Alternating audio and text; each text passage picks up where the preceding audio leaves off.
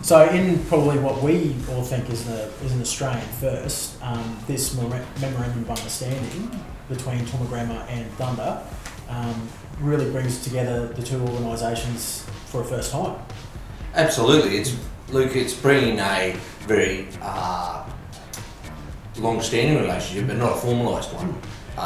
We've worked together, there's been good times, bad times, and now there's a clear message out there that we stand as one for the betterment of the football in the region. Yeah, and that's what it's about, I think, at the end of the day. And this is where, I suppose, from our side, from the Thunder side, it needs to be cleared up that this isn't just about grammar, and it's not just about Thunder, but it's about football in the region. Like, it's about making sure that kids who are playing football locally understand now there's a pathway and there's opportunities there as well. Absolutely, and being the two, I guess, stronger players in the region, the stronger entities, it's about providing the other entities with clear guidance on how they can go about it. So the boy playing his great under-9s at Pittsworth has an idea of where he can go, and it's not to stop any boy from school at Highfields going through the pathway as well. Yeah, and the best part is that it means that we can we've got an ability now to pull out resources, like having Mike as part of the team now, having a head coach of that ability for that pedigree from Grammar, full Grammar, and then also from a technical director point of view from Thunder, that just gives that continuity as well. That's probably one of the big things from a football region. It's about making sure that players understand what the pathways are. So what are some of the pathways that you see? Look, obviously the A-League, and Mike brings his contacts and experience for that. We as a school have had the Jets, the Roar on the back doorstep, and it's something we really need to work very hard with. There's a lot of barriers there in the past, but they're 150 k's away. You know, but that's not to say we don't make links into the Victorian Premier League. We had Jackson Courtney who played for us. He's just signed a very substantial deal down there. Piers Clark's still there, and that seems to be the foundation league, that in Sydney, heading into the A-League.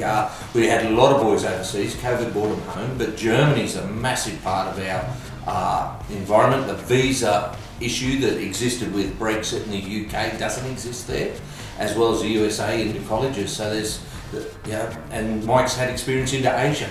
We've already talked about tours into Asia. We've already talked about pathways there. So it's exciting times, and one we hope to take full advantage of. I think that's one of the big things for any of these young kids these days who want to potentially be a professional footballer. It's gone are the days where you've got to go to England. Like, realistically now, there's opportunities across Australia, Asia, America. Like, the opportunities are endless. Absolutely, and look, the thought process to going early only exists if you have that visa into the UK and playing at that under 18 level. FIFA are quite adamant now about under 18s signing on overseas. So at home, the domestic development, I think Mike in his interview mentioned about the A-League B, shall we call it. That's a huge thing. If we can get that off the ground in the next few years, that'll open up so much more for regional Queensland. Yep. And I suppose from a Thunder-Grammar relationship, we have got so many of our boys that play for both clubs, both organisations. So it then just provides them the ability then to see, to get the training from both places, and also be able to make sure they can see the pathways as well. Yeah, and not only the pathways and the training, but managing their workload. You're also talking about boys who are desperately trying to get an academic grounding at school and heading off to universities, so that you don't have a situation where some of the other GPS schools are fighting 3 and 4 clubs at a time for time with the boys, and at the end of the day the boy suffers because he's pulled between one person and the other. Yep. One of the things that as a club and that everyone needs to understand is the MOU demonstrates an ability for both organisations to be able to work together for the benefit and the development of our players.